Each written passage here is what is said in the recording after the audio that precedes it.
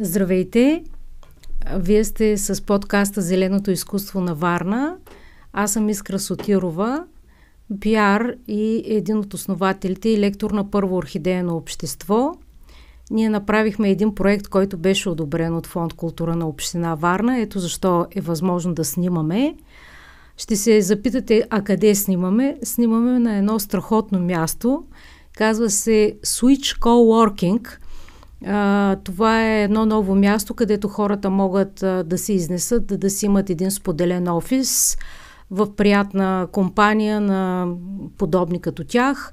А също така има и студио за снимане на подкасти за такива бъбривци, които искат да бърборят като нас и да си разказват какви мисли се блъскат в тяхната глава.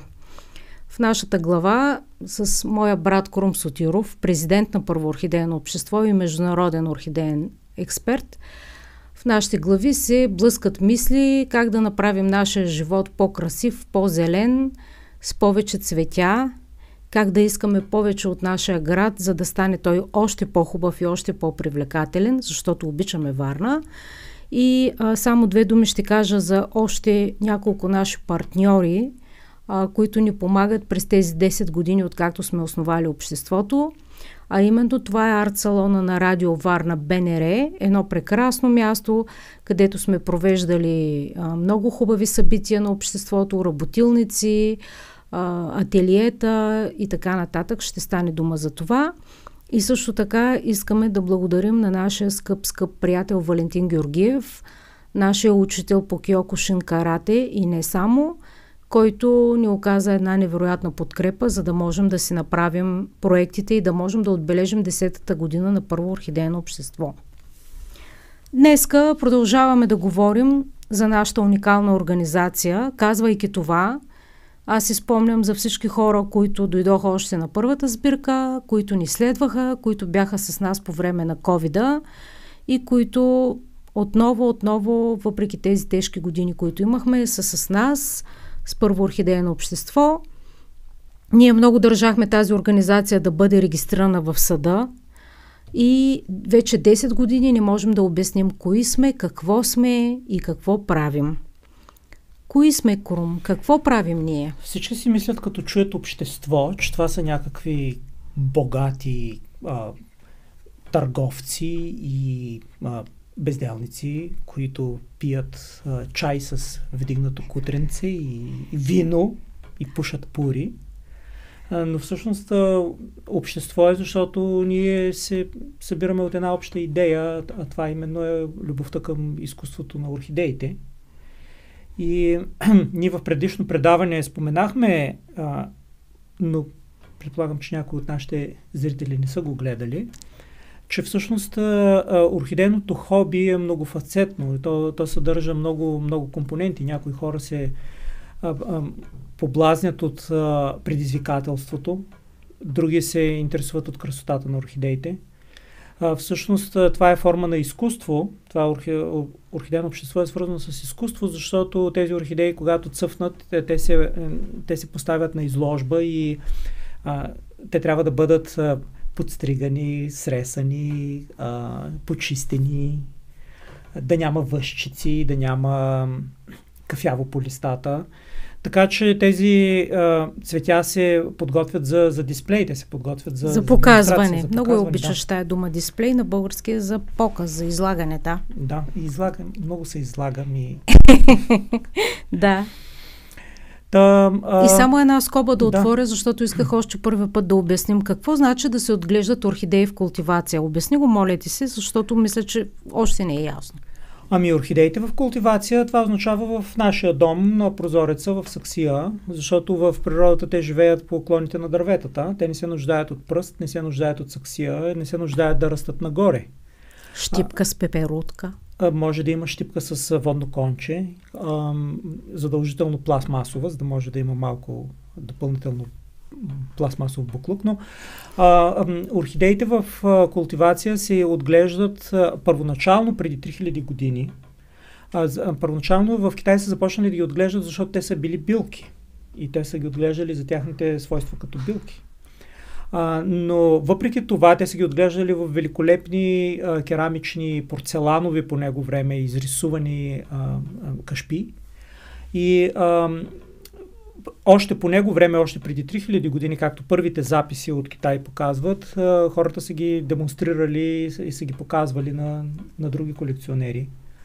Защото това е било едно хоби на богатите по него време, защото са били безделници, не за друго.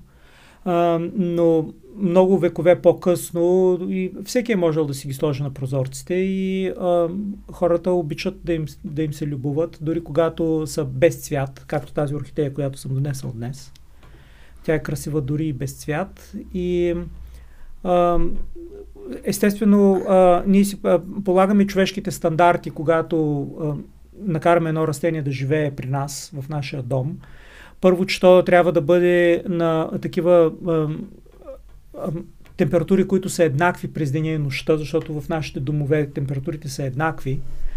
Второ, ние искаме то да расте нагоре, както си представяме цвете в саксийка. Трето, ние не го пръскаме достатъчно много с вода, защото в нашия дом е доста сухо и ние не обичаме да има влага в домовете ни. Така че в култивация може много да се говори по въпроса, защото много хора твърдят, че тези условия са по-благоприятни, отколкото условията в природата. А всъщност те са неблагоприятни по друг начин. Това е както в някои американски затвори са мъчили затворниците, като им показват Спанч Боб анимационен филм. Нали, за децата това е забавление, а за затворниците това е мъчение. Така и с орхидеите. Много интересно мъчение. Да.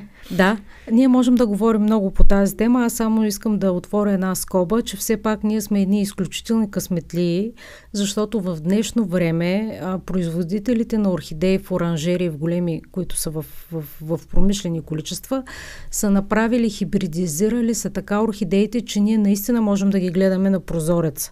Това е нещо, което буквално преди 30-40 години не е било възможно. В рамките на нашия живот. Да. В рамките на нашия живот и освен това, благодарение на нашето орхидейно общество и на нашата група, която направихме във Фейсбук и която се казва Орхидейно общество, ние знаем, че в България има хора, които са много развити познания в отглеждането на колекционерски видове и те имат, примерно, рафтове с подсветки или оранжерийки или дори имаме един приятел, който никога не сме виждали на живо, но знаем, че той има невероятна колекция. В стената на апартамента му е направена ниша с красиви камъни и с растения и зад едно стъкло той може да поддържа такъв климат, че да цъфти постоянно много. Като в природата, хубав климат. Като в природата и е много красиво аранжирано всичко. Аз искам да кажа още веднъж и да благодаря на всички приятели, които ни следват от първата среща, от нашето основаване в онзи студен ноемврийски ден на 2015 година в арт-салона на Радио Варна. Тогава ти направи нещо невероятно, ти от някъде изнамери някакви интересни орхидеи. Те не са точно редки колекционерски, но бяха много красиви, много, много хубави. Камбриеви растения, дендробиуми нацъфтяли прекрасни и ние тогава ги разиграхме на търг, за да видят нашите бъдещи приятели кое ще бъде едно от заниманията ни като орхидейно общество. И освен поредица лекции, които сме правили, абсолютно невероятни и неповторими за България, лекция, в която лектора, експерта може да излезе и да разкаже как се отглежда примерно отделен вид орхидея или род, или в какви среди трябва да бъде, или каква да бъде светлината. Едно от любимите ни занимания, две от любимите ни занимания, едното това е масата за хвалби, където сме виждали наши приятели, доктор Иван Кацарски, Ади, скъпите сестри Борисови, Митко и други наши приятели, Милен от Шумен, Мария, която напоследък сме я поканили да бъде наш лектор също от Шумен, и които са ни показвали страхотни орхидеи. Страхотно отгледани, много красиви и ние много сме се радвали на тази маса за хвалби. И разкажи сега за томболата, която ти я въведе като практика в живота на обществото. Томболата всъщност е един шанс за хората не само да се радват, тя е като детска игра, тя е буквално детска игра. Как не е ли хазарт това някакъв? Не е съвсем хазарт, защото на една маса ние слагаме множество награди, които са закупени с средствата на обществото и хората си купуват билетчета, но тези билетчета не са скъпи, те са по левче, 2, последно 5. ги направихме 3 лева, да. И се тегля от една шапка, се теглят билетчетата и когато на човек му се изтегли неговия номер, той отива до масата и може да си избере нещо от масата. Каквото е останало на масата. И по този начин много хора печелят. Всъщност шанса за печелене е, бих казал, 4 от 5. Много малко хора не печелят, трябва да са страшно некъсметлии. Но по този начин човек може да си набави растение, което нормално струва десетки левове, дори десетки долари. Той може да го спечели за 2 лева, за 5 лева и така нататък. И всичките пари от билетчетата, събрани от билетчетата, отиват за следващия месец за томболата. За обществото, да. За обществото и това е едно от нещата, с които ние харчим събраните средства. Нали? Да, също така може да бъде някаква среда, кори, саксия. Случвало се наши приятели, които участват, членове на обществото, да донесат примерно красиво нарисувана картина или бижу във формата на орхидея. Да. И такива приятни награди, които са тематични. Даже си спомням, че една наша дружка беше донесла един път напитка салеп.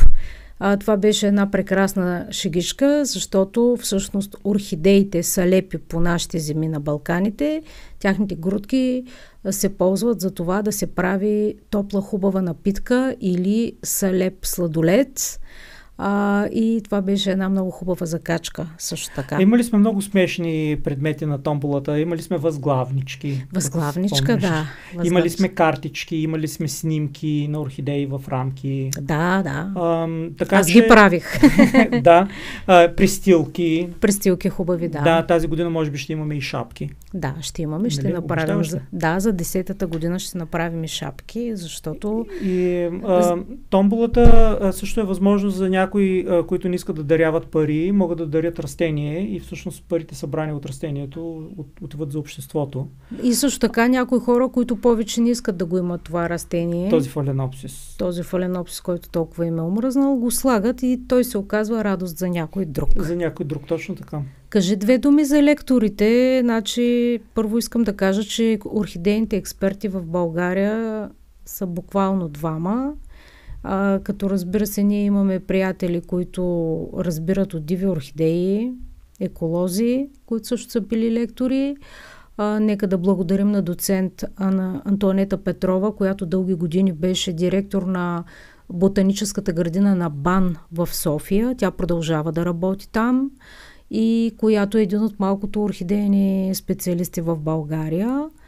Но също така ти беше човека, който да подтикне нашите членове и те да станат лектори. Всъщност има една приказка американска, която е много хубава. Ако един човек дойде и донесе едно прекрасно отгледано растение, явно той прави нещо правилно.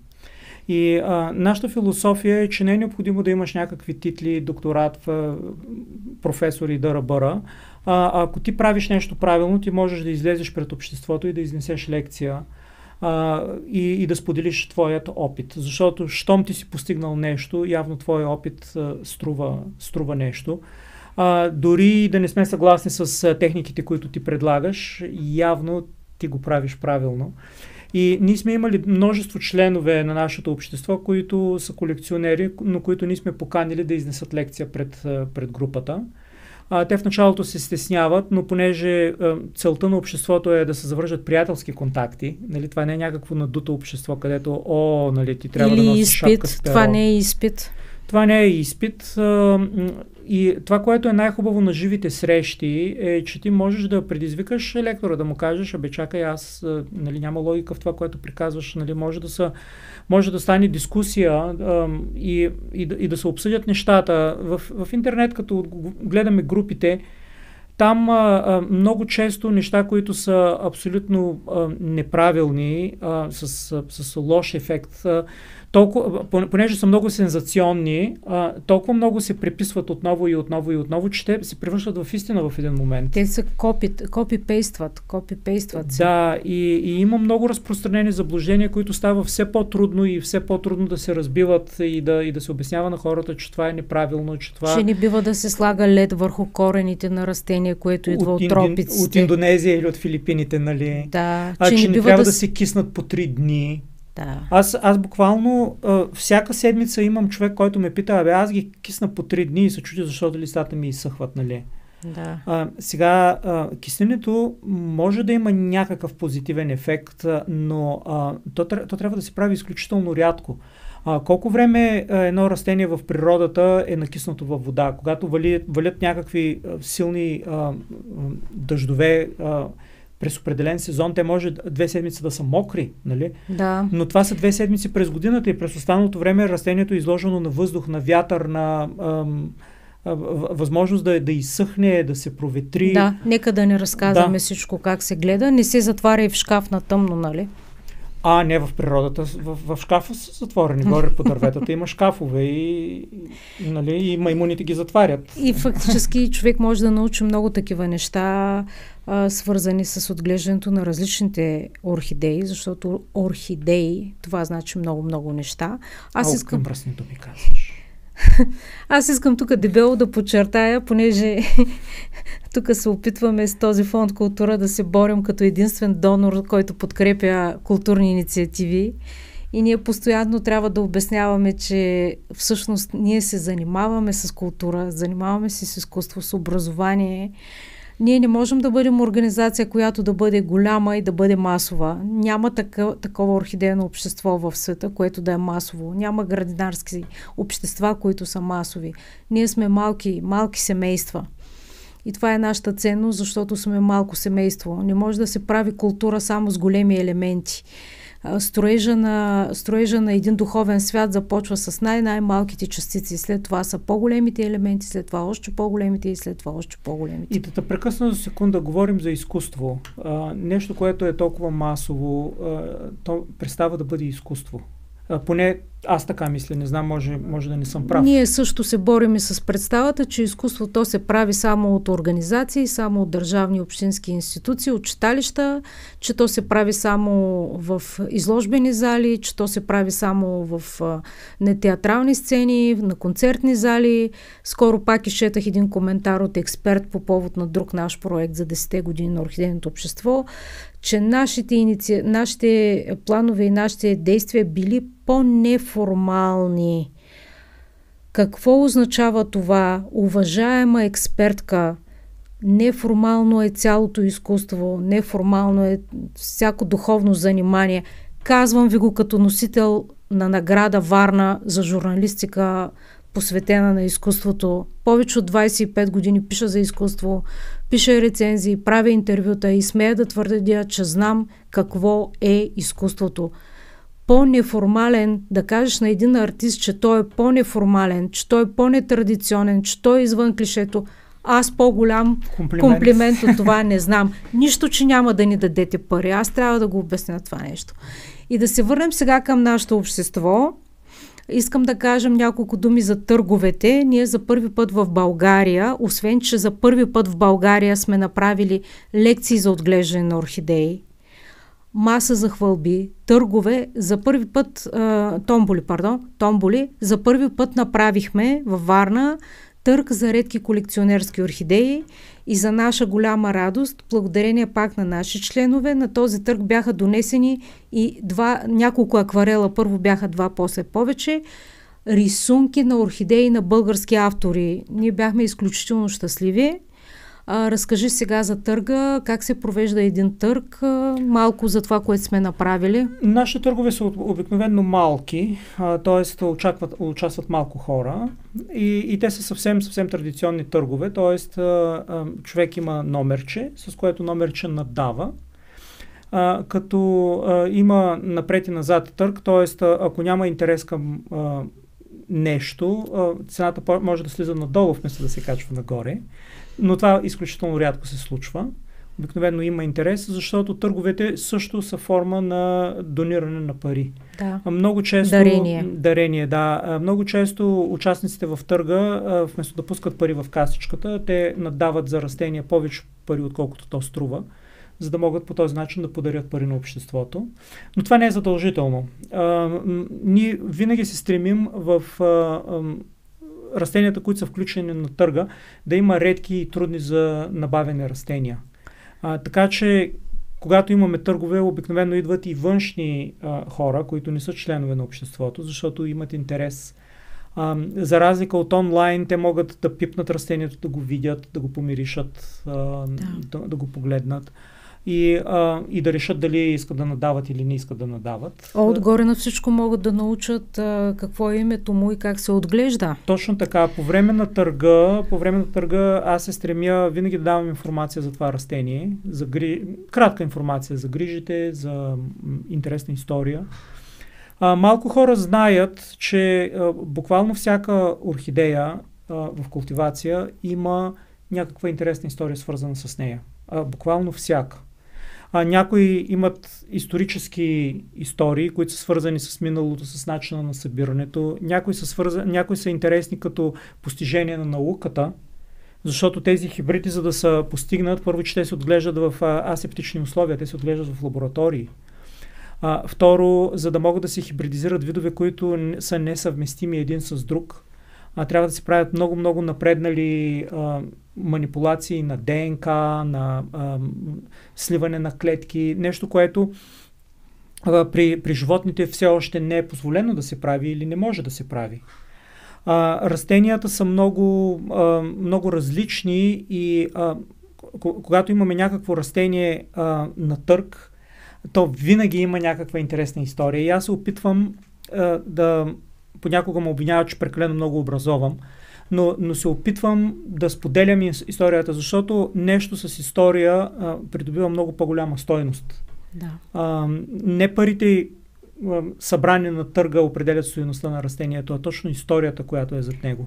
Нека да подчертаем, че в днешно време става все по-трудно и по-трудно, понеже глобализиращия се свят очевидно започва да се затваря. Става все по-трудно и по-трудно човек да се добере до колекционерска орхидея. Режимите са много тежки. Неразбориите в доставките в България са ужасяващи. Последно нашите орхидеи стояха 2 седмици в митница в София. След като пътуваха 2 дена от Япония, да. 2 седмици пътуват от митница Варна до пощенския клон. Така че ако вие дойдете на наша сбирка или на наш търг и вие имате страшно лесен достъп до колекционерски орхидеи, като ние сме поели цялата тежест по борбата с митници, такси и всички неприятности, свързани с това. Така че това е една екстра, която даваме на нашите членове. Това е огромно спестяване на нерви, защото човек може съвсем спокойно да се откаже от хобито. Тези бюрократи нямат милост. И те са абсолютно неуморими. Те са неуморими. В момента, в който единия се умори, предава щафетата на следващия. Правим един внос, казваме си, ето минахме апотеката, вече знаем с какво може да се сблъскаме и с следващата поръчка възникват други трудности. Всичко е от начало. Да. Все едно, че нямаш никакъв опит. И така, че много сме щастливи, защото здобивайки се с една колекционерска орхидея, всеки един от нас спасява едно растение. Да. И ние сме много щастливи и сме много благодарни на нашите скъпи приятели, защото наистина аз много уважавам тяхните умения да отглеждат, за това, че те всъщност са спасили много орхидеи за света. Също така, има едно занимание, което ти много го обичаш. Аз мисля, че хората изпитват лек ужас, като кажеш, хайде да си изцапаме ръцете. Децата не. Те са готови. Ние за първи път в България, още 2016 година, направихме и всяка година правим по една работилница за пресаждане на орхидеи. Това не е ли workshop? Това е на английски. На български е работилница или ателие. Ние не обичаме да работим. Не, ние не работим, просто вие можете да се донесете орхидеята, която чудите се и се треперите сега да я присъдя да не е ли присъдя. Те хората по-често, като купят орхидея в България, много искат да я присаждат. Може да няма нужда, но непременно, хайде. И за това ти обичаш, събираш масите, загръщаме ги с един хубав найлон и каним хората да пресаждат. И заставаме в кръг, така че всички да са равни на масата. Да. И старите членове, които имат повече опит, могат да помогнат на тези, които са по-плахи и по-не смеят. Доставяме материали, които са доста уникални и малко трудно се намират, защото орхидеите не растат в пръст, те растат в кори. И по-напредналите използват и други среди, като гранитни камъчета, въглен, специален. Всички тези неща са относително трудни за набавяне. И свагно мъх, който специално е скъп. Да. Нали? Скъп, ти трябва да купиш голямо количество. Този, който не е специален, пък е много труден за намиране, защото има огромен интерес към мъха свагном. Ние успяхме да направим и една такава детска работилница. Много сме щастливи. Това е много приятно занимание, защото покрай децата и майките така се набутват леко, така и те много искат да участват и се получава много хубаво събитие. Ще поправя не само една. Ние сме правили много детски работилници. Това е първата ние направихме. Да. Това искам да кажа, че сме влезли в историята и това е нещо, което не могат да ни го вземат, нали? Сега, другото, което сме правили, за съжаление там контактите не се развиха. Ние направихме още 2016 година посещение в ботаническата градина на Балчик. Тя е към Софийския университет. Тогава имаше една ситуация, в която бяха конфискувани едно голямо количество котлеи и ти показа много интересни техники за пресаждане и монтаж на котлеи. Но това не се разви. Може би е хубаво да помислим и пак да обновим тези контакти, защото ето край Варна има екопарк, който също е на Софийския университет. Може да се помисли в тази посока, защото на хората много им харесва. И даже на снимките, които тогава направих, се вижда минувачите и гостите на ботаническата градина в Балчик как се спират за да гледат. Те са любопитни, искат да видят какво се прави тук. Това беше доста отдавна и малко имаше един такъв сконфузен момент, защото те бяха посадили котлеите в неправилната среда. И малко им стана неудобно, че те са все пак ботаническа институция и така нататък и не знаят как точно да се погрижат. Но бих казал, че в последните години те доста се научиха. Аз съм ходил много пъти в Балчик и в София и бих казал, че те вече знаят, че орхидеите не се засаждат в пръст с пясък. Да. Затова може би малко се скъса връзката, така да се каже, защото първо, че беше неудобно някаква външна организация да ги учи. И второ, че те вече се научиха де-факто и хората, които се грижат за орхидеи, са по-добри в момента. Но смятам, че приноса е и наш. Аз също смятам, че през годините сме направили много и чисто информационно. Благодарим също така на много хубавото отношение на медиите към нас, на любопитството, на това, че ни търсят. Говоря за Българска национална телевизия РТВЦ Варна, говоря за Радио Варна, Българско национално радио. Валерия, много ти благодарим за хубавите разговори, в които си ни канила, за да открием и философския аспект на това занимание. Благодарим на Дарик Нюз, на агенция Фокус, Радио Фокус и на всички морето.нет, разбира се, нашите изключително добре настроени партньори и приятели, за да можем ние с нашите знания да достигнем до повече хора. Искаш да кажеш, че толкова лесно могат да намерят първо орхидейно общество хората по новините и по множество страни? Разбира се, това е 10 годишна история. И ние ще продължим да говорим за това. Харесайте нашата страница във Фейсбук. Харесайте нашия YouTube канал, защото там пускаме видеа, които са включително и за начинаещи, за да научавате повече и повече за зеления свят.